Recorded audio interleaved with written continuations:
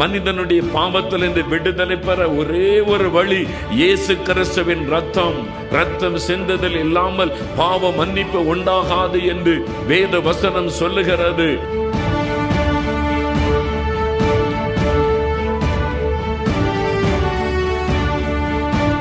சாபத்தை ஆசீர்வாதமாய் மாற்ற இயேசு சிலுவையிலே சாபம் ஆனார். கலாத்தியர் 3:13 சொல்லுகிறாரு, இயேசு நமக்காக சிலுவையிலே சாபம் ஆனார்.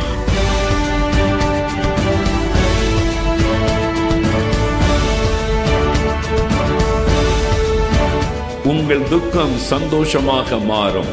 ஆண்டவர் இன்றைக்கு உங்களுடைய துக்கத்தை சந்தோஷமாக மாற்றத்தான் இந்த இடத்திலே பிரசன்னமாக இருக்கிறார்.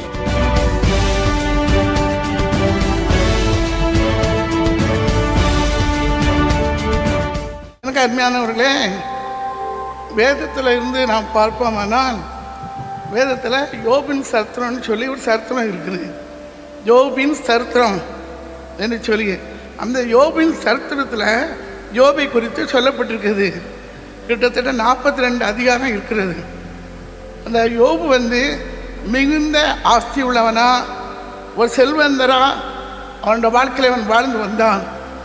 வேதம் சொல்லுகிறது, யோபு 42 அதிகாரத்தில் 17ஆம் வசனத்தை நாம் பார்ப்போமானால், யோபு நெடுநாளாய் உயிரோடு இருந்து பூரண வயதில் மரித்தான் என்று சொல்லி வேதத்திலே சொல்லப்பட்டிருக்கிறது. இந்த யோபை குறித்து நாம் பார்ப்போமானால், இந்த யோபு குடும்பமாக இருந்த ஒரு மனிதன். அவன் குடும்பமாக இருந்தான். அவனுக்கு வேலைக்காரிங்க ஒட்டகம் கழுதை எல்லாம் இருந்துச்சு, எல்லா ஆசீர்வாதமும் இருந்துச்சு. குடும்பமாக அவன் வாழ்ந்து வந்தான். எனக்கு அருமையானவர்களே, தேவன் இந்த யோபை குறித்து சாட்சி கொடுக்கிறாரு. யோபு 1:1 பார்த்தீங்கன்னா, ஊர் தேசத்தில் யோபு எனப்பட்ட ஒரு மனுஷன் இருந்தான். யோபு 1:1 ஊஸ் தேசத்தில் யோபு எனப்பட்ட ஒரு மனுஷன் இருந்தான். அந்த மனுஷன் உத்தமனாக இருந்தான், உண்மை உள்ள மனுஷனாக இருந்தான். அது மட்டுமல்ல, அவன் சன்மார்க்கனாக இருந்தான், தேவனுக்கு பயப்படுறவனாக இருந்தான், பொல்லாப்புக்கு விலகிறவனுமாய் இருந்தான். யோபுடைய வாழ்க்கையிலே ஆண்டவர் அவனை குறித்து சாட்சி கொடுக்கிறாரு. என் தாசன் அவன் உத்தமன் சன்மார்க்கன், தேவனுக்கு பயந்து நடக்கிறவன், பொல்லாப்புக்கு விலகிறவன் என்று சொல்லி ஆண்டவர் யோபை குறித்து சாட்சி கொடுக்கிறார். நம்முடைய வாழ்க்கையில் தேவன் நம்மை குறித்து சாட்சி சொல்ல முடியுமா? நாம் தேவனுக்கு முன்பாக உண்மையாக இருக்கிறோமா? தேவனை குறித்த பயம் நமக்குள்ளே காணப்படுகிறதா? நாம் பாவம்னு சொல்லி தெரிஞ்சும் அந்த காரியத்தை துணிகரமாக செய்கிறோமே? பொல்லாப்புக்கு விலகிறோமா? ஆண்டவர் நம்மை குறித்து சாட்சி கொடுக்கிறாரா? என் மகன் என் தாசன் என்று சொல்லி தேவன் நம்மை குறித்து சாட்சி கொடுக்கிறாரா? எனக்கு அருமையானவர்களே, யோபு 1ஆம் அதிகாரம் 5ஆம் வசனம் பார்த்தீங்கன்னா, யோபுடைய பிள்ளைகள் ஒவ்வொரு நாளும் யோபின் பிள்ளைகள் விருந்து செய்கிறாங்க. யோபுடைய 3 பெண் மக்களையும் அழைத்து, யோபுக்கு 10 பிள்ளைங்க இருந்தாங்க, 7 ஆண் மக்கள் 3 பெண் மக்கள். அப்போ எல்லாரையும் அழைச்சி ஒவ்வொரு நாளும் ஒவ்வொருத்தர் வீட்டில் விருந்து செய்கிறாங்க. அப்போ விருந்து முடிஞ்ச பிறகு யோபு நினைக்கிறாரு, என் பிள்ளைகள் ஆண்டவருக்கு முன்பாக பாவம் செய்திருப்பாங்களோ, நான் சொன்னேன், யோபுக்கு கர்த்தரை குறித்த பயம் அவனுக்குள்ள காணப்பட்டுச்சு. அது மட்டுமல்ல, பாவத்துக்கு ஆண்டவர் எதிர்த்து நிற்கிறவருன்னு சொல்லி யோபுக்கு தெரிந்ததுனால இந்த விருந்து முடிஞ்ச பிறகு தாம் பிள்ளைகள் பாவம் செய்திருப்பார்களோ என்று சொல்லி அவன் ஆராய்ந்து பார்க்கிறான். எனக்கு அருமையானவர்களே, மத்தேயு 15ஆம் அதிகாரம் 19ஆம் வசனத்தை பார்ப்போமானால், இருதயத்திலிருந்து பாவம் வரணும்.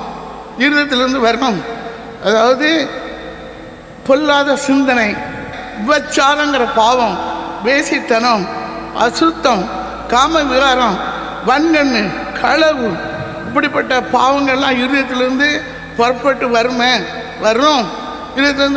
வரும். எங்கள் பிள்ளையோட இருதயத்தில் இப்படிப்பட்ட பாவங்கள் புறப்பட்டு வந்திருக்குமோ, தேவனை என் பிள்ளைகள் தூசித்திருப்பாங்களோ, தேவனுக்குறமாக என் பிள்ளைகள் பாவம் செய்திருப்பாங்களோ என்று சொல்லி யோபு கர்த்தருடைய பிள்ளையாக இருந்தபடினால அவன் பயந்து தம் பிள்ளைகளுக்காக தகன பலி செலுத்தான் என்று சொல்லி வேதாகமத்தில் வாசிக்கிறோம். ஆண்டவர் நமக்கு பிள்ளைகளை தந்திருக்கிறார். உண்மைதான். நாம் பிள்ளைகளை கர்த்தருக்கேற்ற விதமாக வளர்க்குறோமா, இல்லை நம்முடைய பிள்ளைகள் பேலியாளின் பிள்ளைகளைப் போல காணப்படுறாங்களா? யோபு தன் பிள்ளைகளை குறித்து கவனமாக இருந்தான். என் பிள்ளைகள் பாவம் செய்யக்கூடாது, தேவனுக்கு விரோதமான காரியங்களை செய்யக்கூடாது, பிள்ளைகளுடைய இருதயத்திலிருந்து பொல்லாத காரியங்கள் நடக்கக்கூடாது என்று சொல்லி யோபு பயந்ததுனால அவன் ஆண்டவர் சமூகத்தில் வந்து தம் பிள்ளைகளுக்காக தகன பலி செலுத்துகிறான். எனக்கு அருமையானவர்களே, யோபுடைய வாழ்க்கையை பார்த்தீங்கன்னா யோபு வந்து பொல்லாப்புக்கு விலகிறவன். யோபு 2:9-10 பார்த்தீங்கன்னா யோபுடைய மனைவி சொல்கிறா, யோபை பார்த்து சொல்கிறா, தேவனை தூஷித்து ஜீவனை விடும், தேவனை தூஷித்து ஜீவனை விடும் என்று சொல்லி யோபுடைய மனைவி மூலமாக பிசாசு பேசுகிறது. யோபு அதுக்கு சத்தம் கொடுக்கல, யோபு பொல்லாப்பு செய்யலை. மனைவி சொன்ன வார்த்தை அவன் கேட்கல. நான் யோபு சொல்கிறான், என்ன சொல்கிறான்? ஆண்டவரிடத்தில் நன்மை பெற்ற நாம் தீமையும் பெற வேண்டாமா? தேவனிடத்தில் நன்மை பெற்ற நாம் தீமையும் பெற வேண்டாமா சொல்லி யோபு தன் வாயினால் பாவம் செய்யலை, தேவனை தூஷிக்கலை, பொல்லாத காரியத்துக்கு பொல்லாப்புக்கு இடம் கொடுக்கலை. எனக்கு அருமையானவர்களே, யோபுடைய வாழ்க்கையில் யோபு வந்து ஒரு பெரிய செல்வந்தராக இருந்தான். அவன் கிழக்கிந்திரிய புத்திரர் எல்லாரும் பெரியவனாக இருந்தான். அவனுடைய சம்பத்து தேசத்தில் பெருகி இருந்தது. யோபுடைய வாழ்க்கையில் யோபு மிகுந்த ஆசீர்வாதம் உள்ளவனாக இருந்தான், தேவனுடைய பிள்ளையாக இருந்தான். எனக்கு அருமையானவர்களே, நாமும் ஒருவேளை உலக பிரகாரமாக செல்வந்தராக இருக்கலாம். நாம் ஆண்டவருக்கு பிரியமான வாழ்க்கை நம்முடைய வாழ்க்கையில் வாழுகிறோமா, இல்லை நம்முடைய கண்கள் மாமிசம் விரும்புகிறபடி நம்ம ஜெபிக்கிறோமா? யோபு கர்த்தருக்கு பயந்தவன், பொல்லாப்புக்கு விலகுகிறவன். யோபை குறித்து நாம் தொடர்ந்து பார்ப்போமானால் யோபு 29ஆம் அதிகாரம் 5ஆம் வசனத்தில் பார்த்தீங்கன்னா யோபு கூட சர்வ வல்லவர் இருந்தார், யோபு கூட ஆண்டவர் இருந்தார். அது மட்டுமல்ல, பிள்ளைகள் அவனை சூழ்ந்து இருந்தார்கள். யோபுடைய பிள்ளைகள் அவனை சூழ்ந்து இருந்தார்கள்.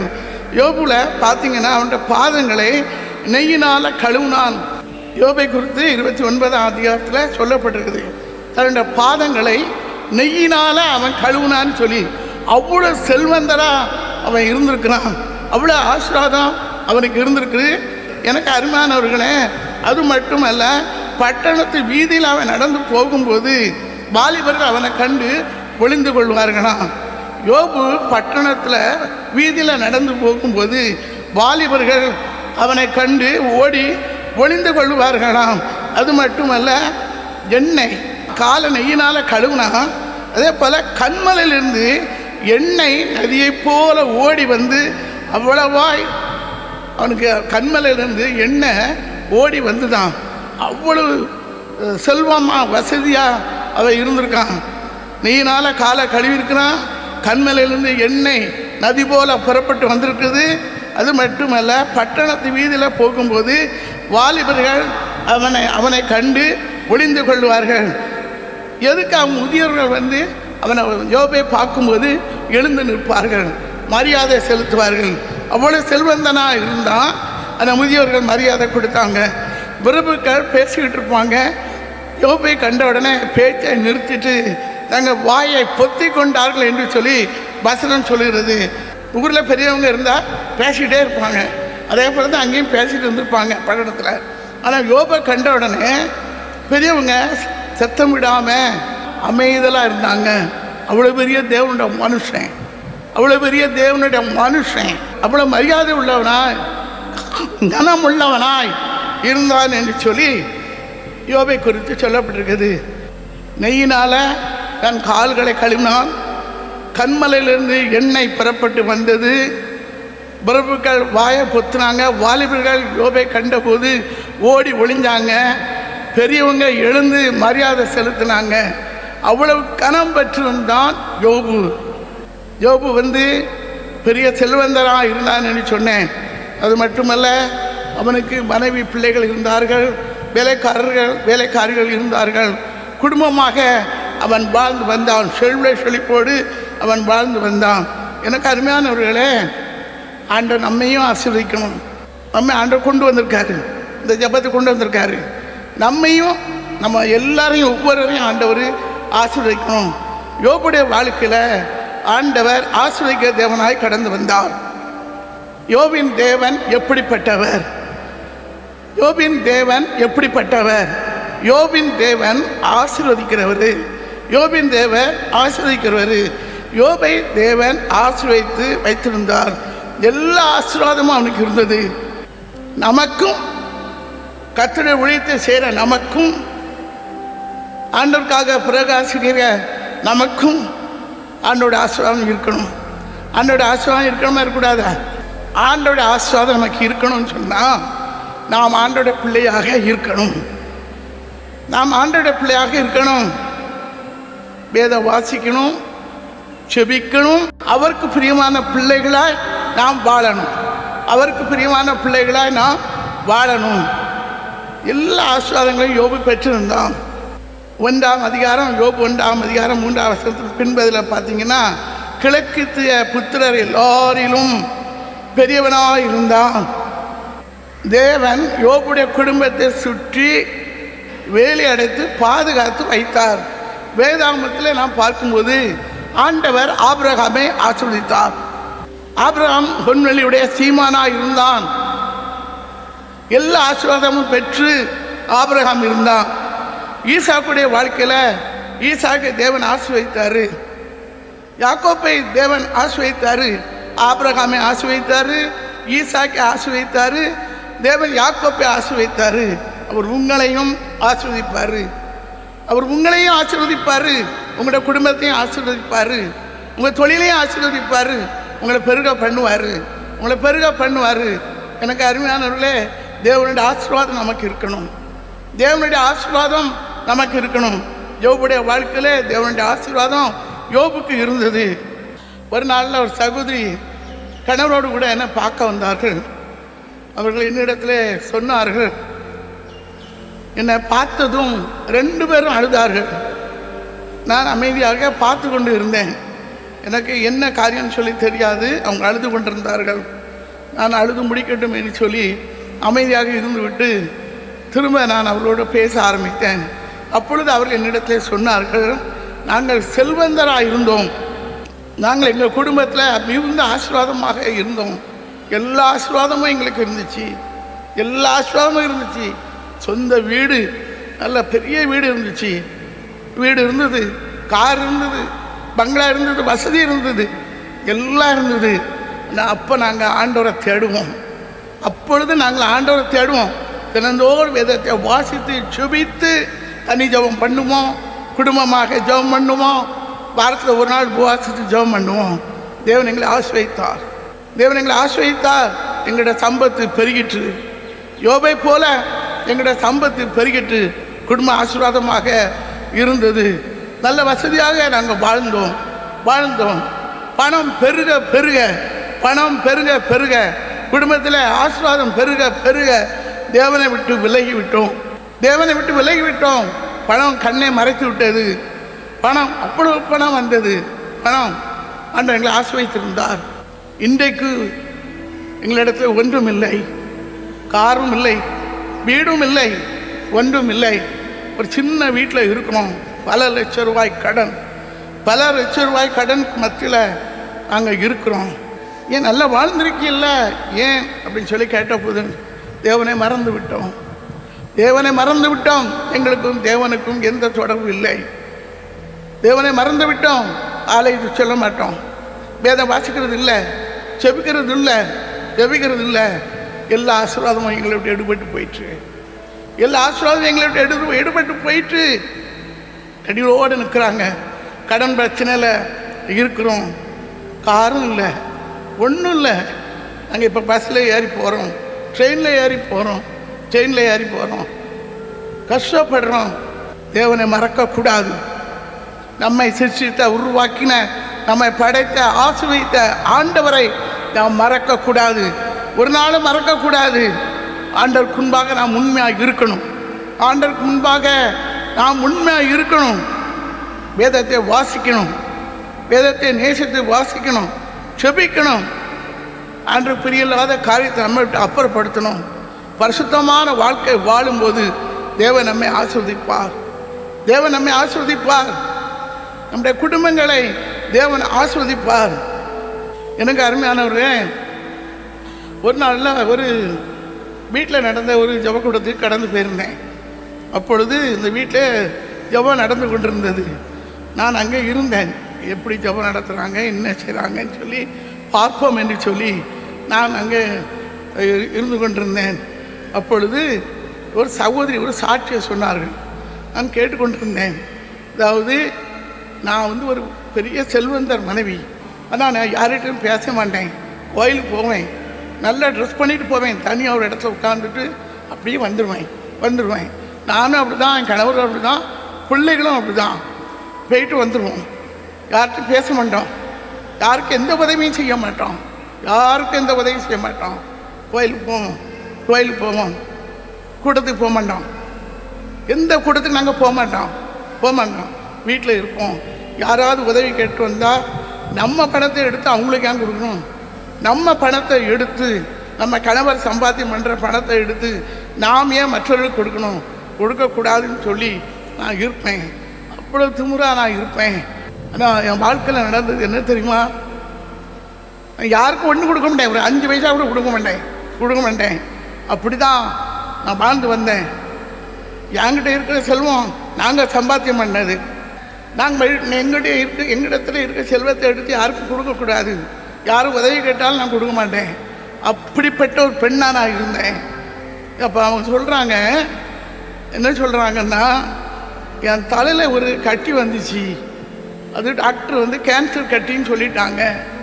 நான் போய் ஹாஸ்பிட்டலில் போய் செக்கப் பண்ணிகிட்டே இருந்தேன். அது கேன்சர் கட்டின்னு சொன்ன உடனே எனக்குள்ள பயம் வந்துச்சு. உடனே நான் அழுதேன். என் பாவத்தினால தான், நான் செய்த காரியத்தினால தான் என் தலையில் இந்த கட்டி வந்திருக்கு. ஆண்டவரே, எனக்கு ஒரு அற்புதம் செய்யும். கேன்சர் வியாதினா சுகமாகாதுன்னு சொல்லி நீங்கள் யாரும் நினைக்காதங்க. எனக்கு அருமையானவர்களே, நீங்கள் யாரும் நினைக்காதங்க. நீ விசுவாசித்தால் தேவனுடைய மகிமை காண்பாய். விசுவாசிக்கிறவனுக்கு எல்லாம் கூடும்.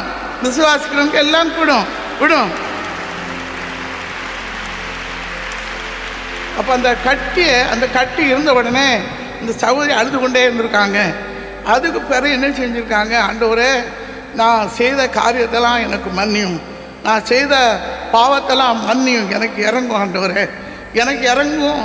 நீ எனக்கு செல்வத்தை தந்தது உண்மைதான், நீர் என்னை ஆசிர்வதித்தது உண்மைதான் ஆண்டவரே. நான் யாருக்கும் ஒரு உதவி செய்யலையே, யாருக்கும் ஒன்றும் கொடுக்க மாட்டேனே. நான் யோபுடைய வாழ்க்கையில் பார்த்தீங்கன்னா, யோபு பெரிய செல்வந்தானா இருந்தான். அவனோட சம்பத்து பெருகிட்டுன்னு சொல்லி வேதத்தில் வாசிக்கிறோம். அவ்வளோ செல்வந்தனா இருந்த யோபுடைய வாழ்க்கையை பார்த்தீங்கன்னா, திக்கற்ற பிள்ளைகளுக்கு உதவி செய்திருக்காரு, கணவர் இல்லாத விதவைகளுக்கு உதவி செய்திருக்கிறாரு, ஏழைகளுக்கு உதவி செய்திருக்கிறாரு, உதவியற்ற பிள்ளைகளுக்கு, ஆதரவற்ற பிள்ளைகளுக்கெல்லாம் யோபு உதவி செய்திருக்கிறாரு. ஏழைகளை நினைத்திருக்காரு, தரித்திரரை நினைத்து உதவி செய்திருக்கிறாரு. அவ்வளோ சம்பத்து, அவ்வளோ ஆசீர்வாதம் இருந்து யோபு கூட ஆண்டவர் இருந்தார். யோபு உதவி செய்திருக்காரு. இப்போ இந்த சிஸ்டர் ஒரு உதவியும் செய்யலை. இப்போ அவங்க சொல்கிறாங்க, நான் ஆண்டவர்கிட்ட அழுது ஆண்டவரே, என் பாவத்தை மன்னியும் ஆண்டவரே. இந்த பணங்கிற அந்த திமிரு என்னை விட்டு எடுபட்டு போகட்டும் ஆண்டவரே. பணம் அந்த எண்ணம் என்னை விட்டு எடுபட்டு போகட்டும் ஆண்டவரே. என்னை கழுவும், என்னை பரிசுத்தப்படுத்தும், என்னை உம்முடைய பிள்ளையாக வையும் என்று சொல்லி இந்த சகோதரி கண்ணீர் வெடித்து ஜெபம் பண்ணாங்களாம். ஜெபம் பண்ண பிறகு கூட்டங்களுக்கெல்லாம் மெதுவாக போயிருக்காங்க. போய் அங்கே போய் சொல்லியிருக்காங்க, எனக்காக ஜெபம் பண்ணுங்க, என் தலையில் கேன்சர் கட்டி இருக்குது, டாக்டர் ஆப்ரேஷன் பண்ணணும்னு சொல்லியிருக்காங்க, நீங்கள் எனக்காக ஜெபம் பண்ணுங்கன்னு சொல்லி. அப்போ இந்த சகோதரி தலைமையில் இருந்து ஆண்டவர்கிட்ட ஜெபம் பண்ணாங்களாம். எப்படி ஜெபம் பண்ணாங்க? ஆண்டவரே, இந்த கேன்சர் கட்டி எப்படி வந்துச்சோ அப்படியே கரைஞ்சி போயிடட்டும் ஆண்டவரே. இந்த கேன்சர் கட்டி எப்படி வந்துச்சோ அப்படியே கரைஞ்சி போயிடட்டும். பாவத்தினால கூட சரீரத்தில் வியாதி வரும். அப்போ அந்த சகோதரி இந்த கட்டி கரைஞ்சு போயிடட்டும்னு சொல்லி ஜெபம் பண்ணியிருக்காங்க. அதுபடி சொல்லியிருக்காங்க, ஆண்டவரே நான் ஏழைகளுக்கெல்லாம் உதவி செய்கிறேன், ஏழைகளுக்கு உதவி செய்கிறேன், உண்மை அறியாத மக்களுக்கு நான் மத்தியில் நான் ஊழியம் செய்கிறேன், உண்மை அறியாத மக்களுக்கு மத்தியில் நான் ஊழியம் செய்கிறேன், ட்ராக்ஸ் ஊழியத்தை செய்கிறேன் ஆண்டவரே அப்படின்னு சொல்லி ஒவ்வொரு மாதமும் ட்ராக்ஸ் அடித்து அவங்க சொந்த காசுலேயே ட்ராக்ஸ் அடித்து நிறைய ஏழைகளுக்கு இயேசுவை அறியாத கிராமங்களுக்கு போய் ஆண்டவருக்காக ஊழியம் செய்தார்களாம். ஆண்டவருக்காக புறப்பட்டு போயிருக்காங்க. நான் பெற்ற ஆசீர்வாதத்தை மற்றவர்களுக்கும் கொடுக்கணும், நான் பெற்ற ஆசீர்வாதத்தை மற்றவர்களுக்கும் கொடுக்கணும்னு சொல்லி கிராமமாக போய் இன்னைக்கு நான் ஆண்டவரை பற்றி சொல்கிறேன். எனக்கு அந்த கேன்சர் கட்டி எப்படி என் தலையில் வந்துச்சோ அப்படியே கரைஞ்சி போயிட்டு டாக்டர்ஸ் ஆப்ரேஷன் பண்ணலை. நம்ம ஆண்டவரால் முடியாத காரியம் ஒன்றுமே இல்லை. அவர் சர்வ வல்லமுள்ள தேவன், இயற்கைக்கு அப்பாற்பட்ட காரியத்தை செய்கிற தேவன். கேன்சர் கட்டியே இயேசுவால் சுகமாக்க முடியும். இயேசுவால் முடியும். ஆண்டவர் அற்புதங்களை செய்வார். நம்ம அவரை நோக்கி கூப்பிடும்போது, நம்ம அவரை நோக்கி ஜபிக்கும்போது ஆண்டவர் அற்புதம் செய்வார். ஒருவேளை கேன்சர் கட்டி இருக்குது, எனக்கு என் மார்பில் இருக்குது, என் தொண்டையில் இருக்குதுன்னு சொல்லி நீங்கள் கலை கொண்டிருக்கலாம். எனக்கு அருமையானவர்களே, இந்த ஊழியத்தின் ஆரம்ப நாட்களில் ஒரு சின்ன ஜெபம் நடந்து கொண்டிருந்தது. அப்பொழுது ஒரு தாயார் தூத்துக்குடியிலேருந்து வருவாங்க. ஜெபத்துக்கு வருவாங்க. அப்போ நான் சொல்கிறது ஆரம்ப காலத்தில் 25 வயது 30 தான் இருப்போம். அப்போ அந்த தாயார் பஸ்ஸில் எப்போல்லாம் கூட்டம் நடக்கோ வியாழக்கிழமை ஜெபத்துக்குலாம் வருவாங்க.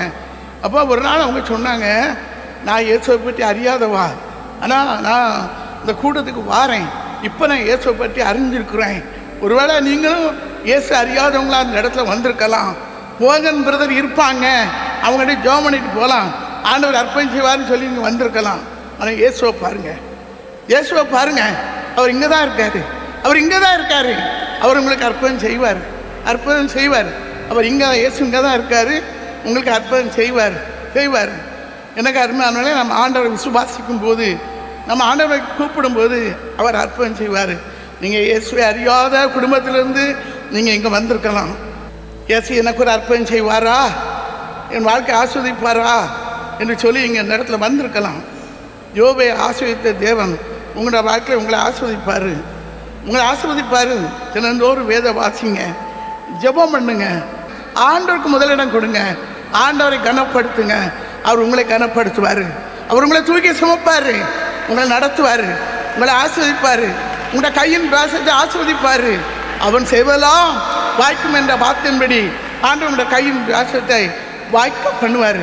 யோபை ஆஸ்வதித்த தேவன் உங்களோட வாழ்க்கையை உங்களை ஆஸ்வதிப்பார்.